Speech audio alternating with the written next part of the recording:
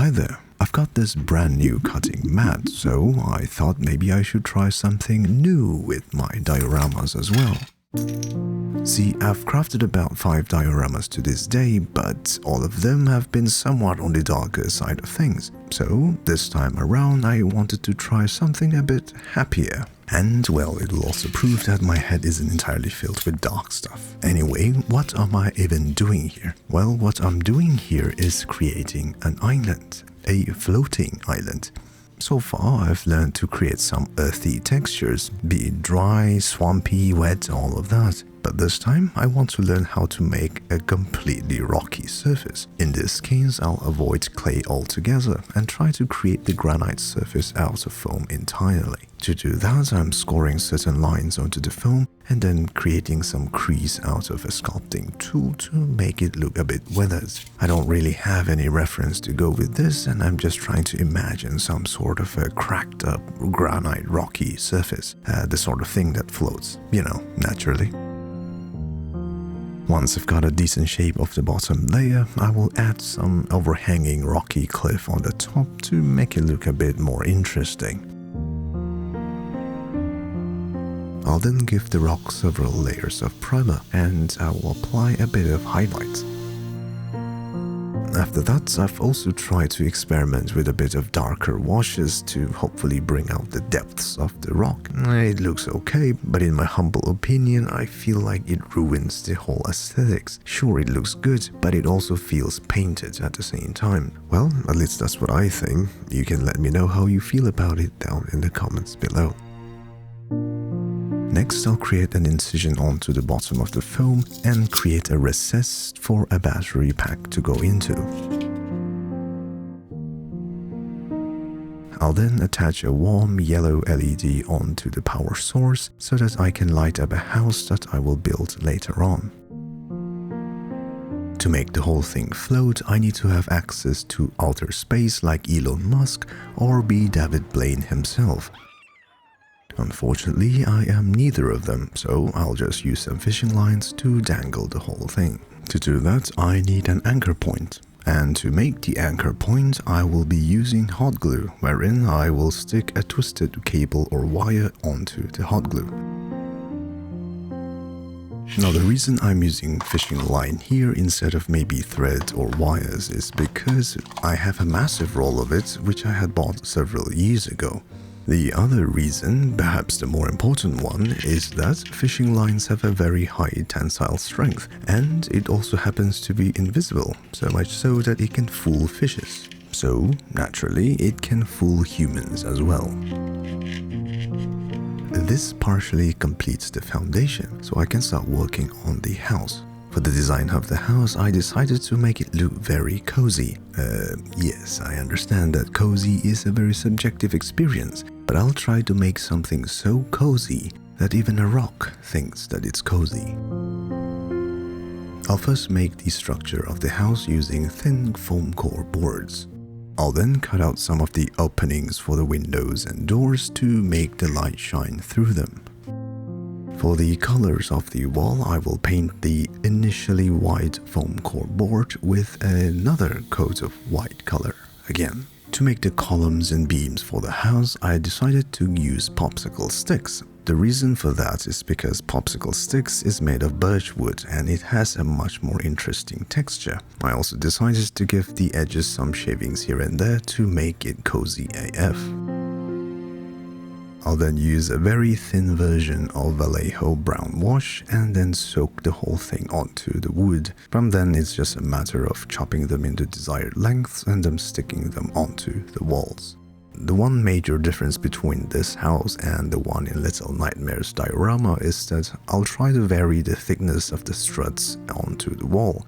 This way it gives it a much more natural and pleasing appearance. To keep it even more interesting, I'll try to vary the designs of the doors and windows across the whole house. For the main door, I'll be using these popsicle sticks because it's conveniently the right size and it has a lovely curve on the top.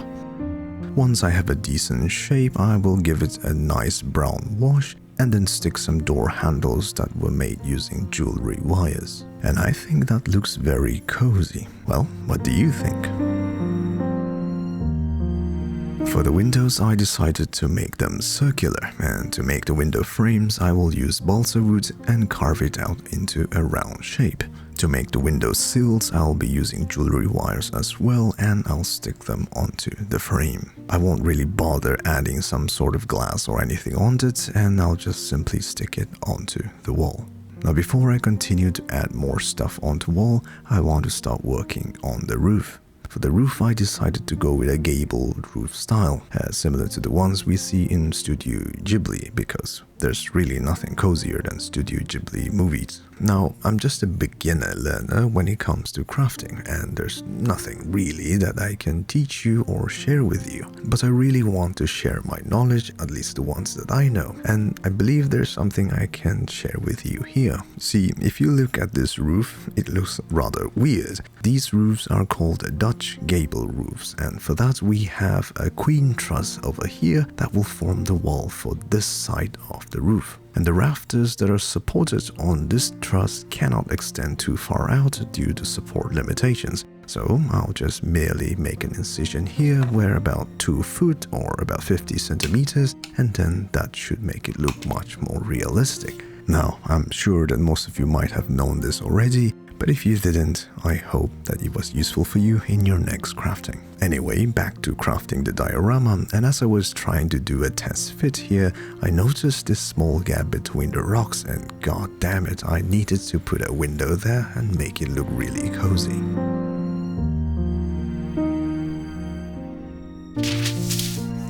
Now let's start working on the shingles for the roof. To make the shingles, instead of cutting it using wood like I did last time, I'll be using dust clay. The reason for this is because I want to make it look much more natural, and I don't think it will be that complicated of a sculpting work.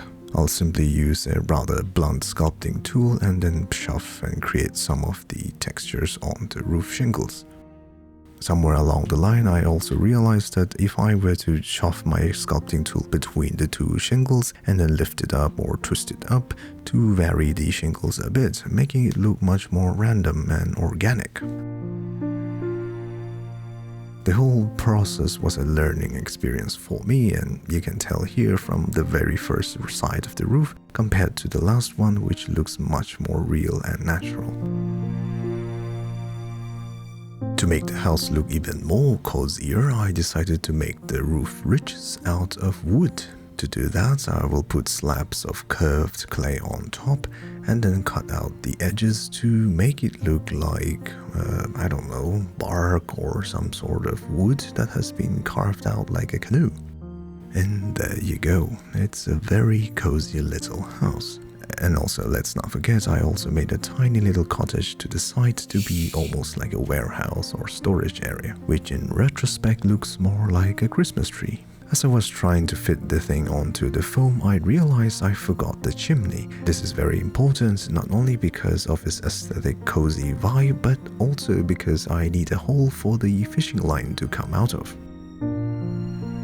For the chimney, I am going for a rocky kind of chimney instead of wood. I simply feel that whenever there's a small cottage, a chimney with rocks and all of that makes it look even more cozier.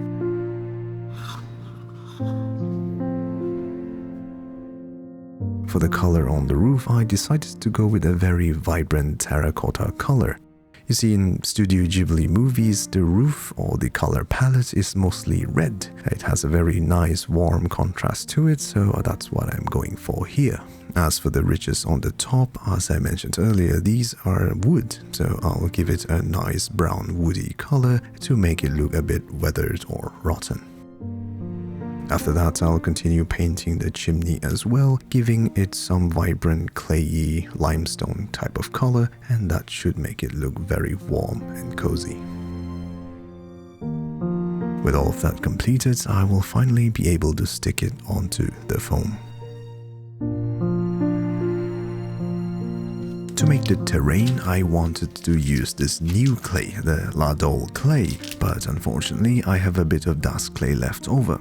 I tried to use up all the dust clay I had, but fortunately or unfortunately, it was precisely what I needed and I cannot get a chance to use the new clay. Well, there's always a next time. Anyway, the terrain is very simple and most of it would be covered in some vegetation anyway. More importantly, I'll try to carve out some stone slabs on the front. This way, the stone slabs acts like stairs for my front door. I think that this makes it look much more interesting and cozy. To paint the terrain, I got my hands on the fabled expensive Citadel paint, and apparently it comes with a seal that's as strong as its reputation. The reason I bought this paint is mainly to try new things. I want to see what are the possibilities of certain material and when to use them. And I must say, the Citadel paint is really good. The first thing I noticed is that unlike every other paint I've tried, Citadel paint doesn't have any smell to it, which is awesome. The second thing is that the color spreads really well and it dries like it should. Which sounds weird when I say that, but trust me, a lot of the acrylic paints that I buy, like 𝚜𝚊𝚅𝚛𝚎 usually tend to dry in a different color as opposed to the one I see when it's wet. Continuing with the trying new things idea, I also want to try some dry brushing. Now, there are many reasons why I steer away from dry brushing, and my lack of experience being one of them. But more importantly, in my opinion, even though dry brushing makes the thing all poppy and all of that, it also makes it look painted, if you know what I mean. It looks real, but fake at the same time. I have no idea how to put it in an English word, but I hope you understand that. Anyway, maybe that's just me. You can take a look here and tell me which one's better. The one on the back has been dry brushed with a highlight and the front is bare minimum, nothing to it.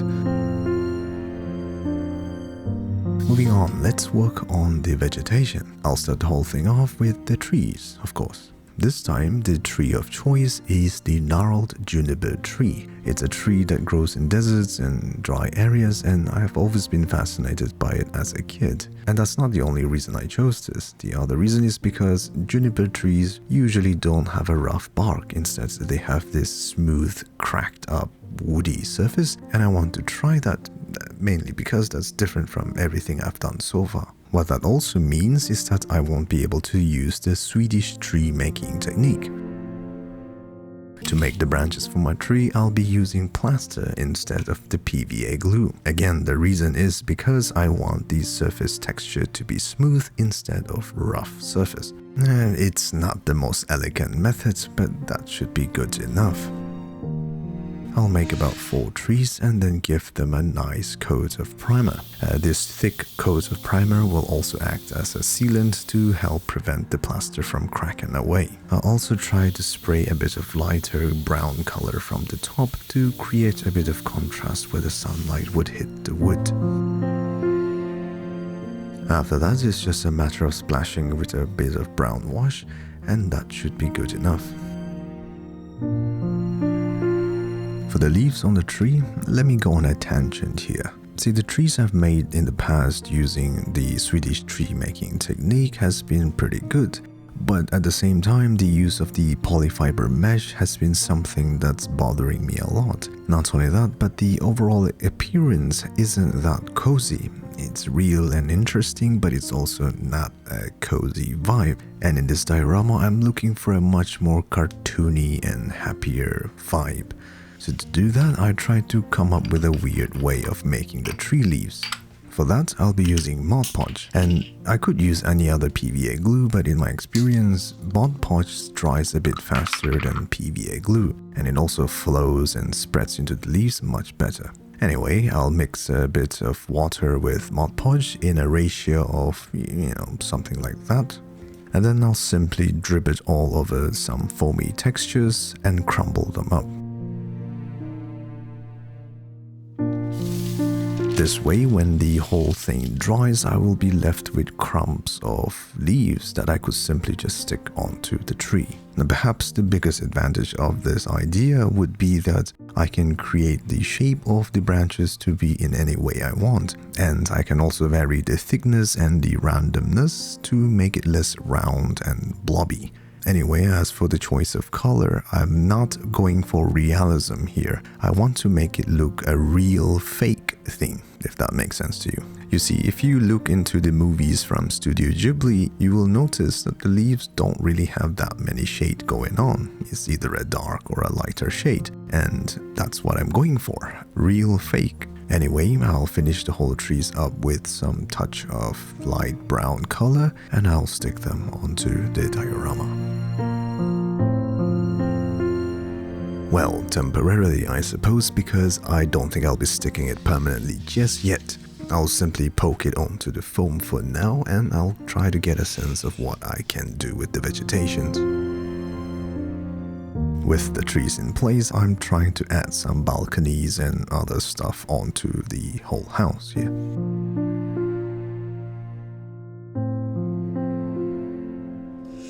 For the door that will go here, I'll try something different. I'll try to make it look like a door with glass panes, and to do that, I'll simply create a frame out of popsicle sticks.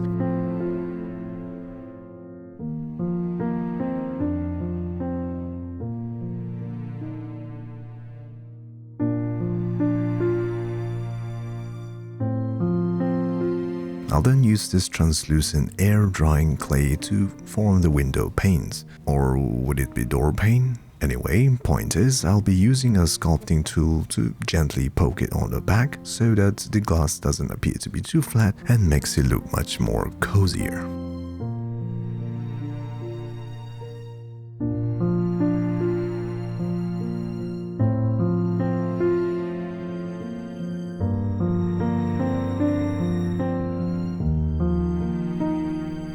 For the general vegetation, I'll be using this stone-like mossy pebbles. I don't really know what these are called, but I believe that this will help break down the mossy textures and the cleaner surface of the clay later on. For the mossy texture, I will go pretty deep on this one. I will apply lots of it on certain selected portions of the house and the ground as well. I'll focus quite a bit on the roof and the top ridge of the roof, mainly because it's made of wood, and realistically a lot of moss would appear here simply because, humans can't reach there and clean it up every time. I'll also add some mossy textures on the side of the walls as well to make it look a bit more interesting. Once the moss was done, I thought that this area looked a bit boring, so I decided to add a walkway, almost like a fishing port, but in the sky. Now honestly, I really like the texture of the popsicle sticks, aka the birch wood. It makes everything that much real, and it wouldn't have been the same if I had used balsa wood or any other wood. Well, at least that's what I think. I would like to hear what you think about it, so please let me know down below. I'll then add some fences that look practically useless and spread them across the cliff.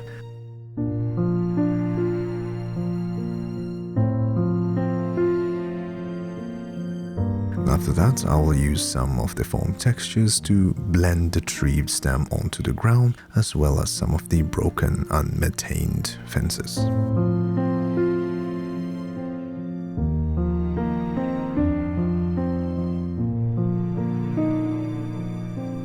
Once that's done, I'll use the leftover tree leaf crumbles and stick them on appropriate places around the house to make it look like bushes or shrubs growing here around.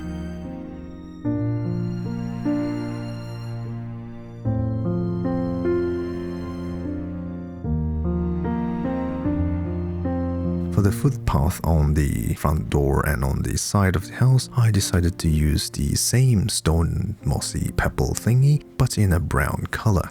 I'll also add a bit of a lighter shade of brown to make it look a bit more interesting, and I don't know, I just thought it would make it look better. With that done, I want to make some flower pots. Actually 2 flower pots. To do that, I will cut out thin strips of balsa wood and try to stick it onto another circular disc of balsa wood.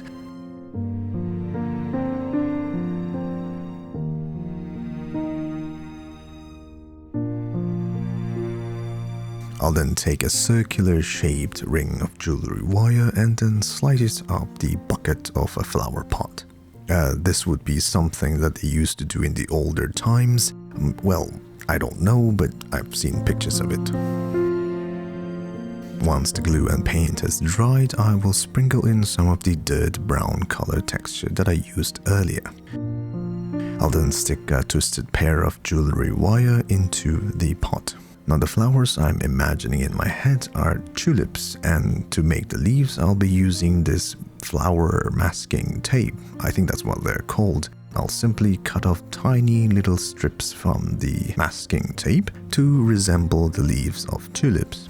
From then on, it's simply a matter of sticking the leaves individually into appropriate places.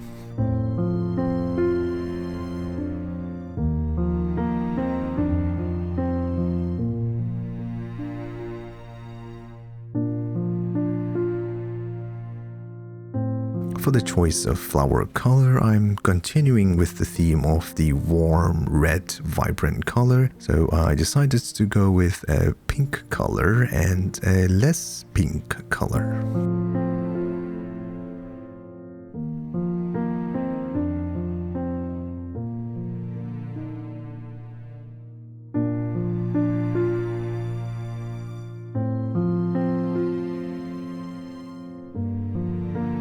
I also want to add a broomstick on one of the sides here, and I've tried to make the stalk of the broom using popsicle sticks, but it simply doesn't work, so I ended up using this normal twig that I found somewhere in my house. To make the broomy end of the broom, I will be using this thicker rope. I'll spread out the individual little threads and then stick it onto the broom stalk. The most difficult thing about this was tying the whole thing up. I mean, you can give it a try. Trying to tie a knot with one hand is almost impossible. Anyway, my scissor wasn't doing any better either.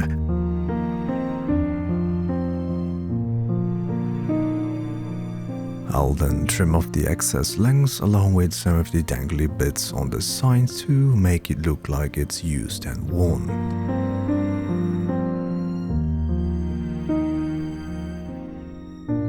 Once I have a decent shape, I will submerge the whole thing into the Mod Podge solution and then let it to dry. Once it's dry, I'll be able to apply a bit of brown color to it, and that should be a very cute little broomstick. It could be magical. Maybe this is for Kiki for her delivery service, or it could be Lord Voldemort's summer camp, I don't know. Now I want to hang the whole diorama onto a table lamp, but I don't want it to be fixed permanently, so I want to use magnets. And to do that, I will be using the metal from this AA battery and then form a shape around it using epoxy glue. This putty is really old and it has started to become really sticky, but I don't think it should be any worse.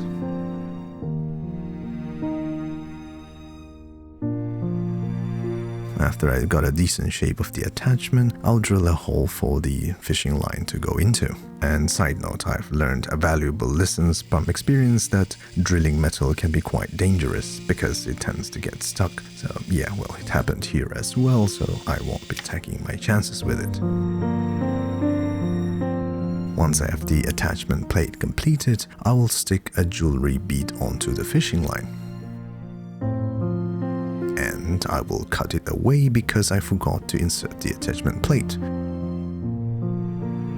But after that, it's the same thing. I will attach the bead back again, and that should be a nice little attachment plate. This attachment will also allow the diorama to rotate without being permanently fixed. To make the table lamp upon which the diorama will dangle from, I'll be using balsa wood to create the whole structure. I would have loved to work with other types of wood, but I don't really have any woodworking tools, so I'll stick with balsa, which is much softer and easier to work with. After creating a base for the electronics and the weights, I'll create a hollow shaft to be the arms of the table lamp. This way, the hollow shaft can carry my electrical cable all the way down to the switch box.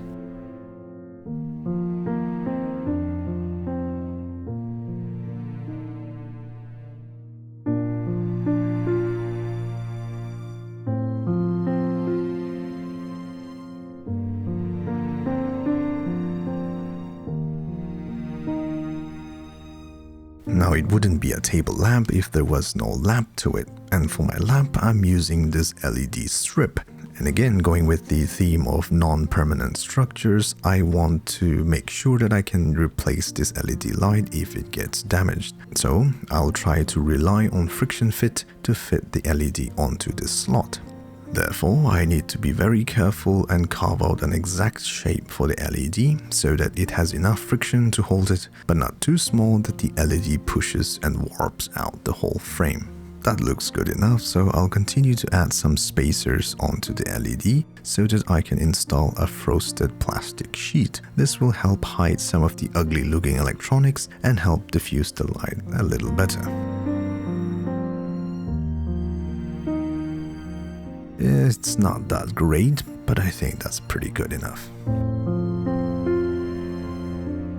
I've also made a tiny hole here for my magnetic attachment to go into, and then I'll stick it onto the table lamp.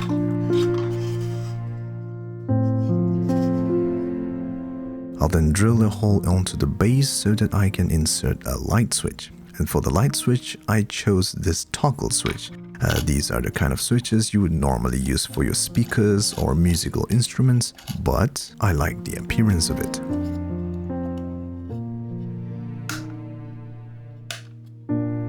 Once the switch is in place, I'll add a power source,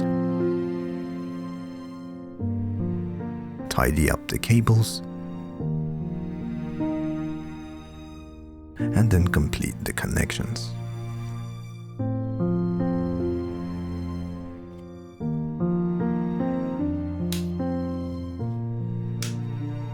Next, I'll flip the whole lamp over, and then I'll be using this hair protection film that you would use in the kitchen or in the shower maybe, and then cover the bottom part.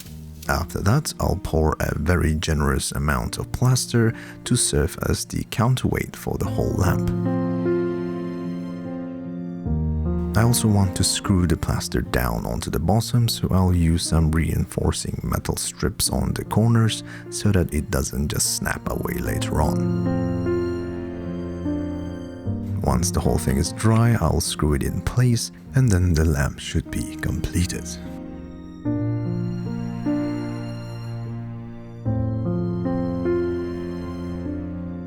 It's all just a matter of sticking the whole diorama there. But as you can see, it's not exactly straight. Initially, I thought of balancing the whole thing using some counterweights, but I think it will add too much weight to the whole diorama, and my connection is magnetic, so it might just snap off. So I simply decided to add an extra fishing line to balance the whole thing. And this made it look pretty good because then I can use this fishing line to add some smoke effect using cotton. Also, while I was going through all of this, I noticed that the area near the magical broomstick was a bit empty and lonely, so I thought of putting some of the mossy textures to somehow simulate the fallen leaves from the tree just beside it. Now at this point in the video, I would usually start a critical analysis on the mistakes I have made, but since this diorama is all about keeping it happy and cozy, I'll try to talk about some positives as well. One positive is that I believe I've gotten pretty good at working with clay, learning its limitations and, more importantly, the possibilities. The other is that I wanted this diorama to feel like a cartoon, even though it was made of real-life objects, and I believe I've achieved that to some extent, with the Studio Ghibli style and an overall cozy atmosphere. Alright, now, what can I do better? Well, firstly, the foam rock isn't that great. I couldn't get to hide the foamy texture, and it takes away from the realism of the rock, despite it being painted relatively good enough. The second thing is that I'm still not too sold on the dangling concept, and ultimately I would really like to try an actual floating diorama someday.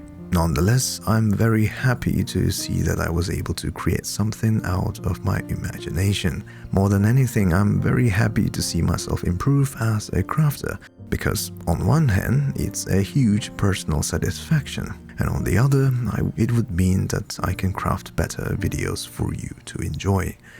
Anyway, I hope that you enjoyed this craft. I wish you a happy day and cheers!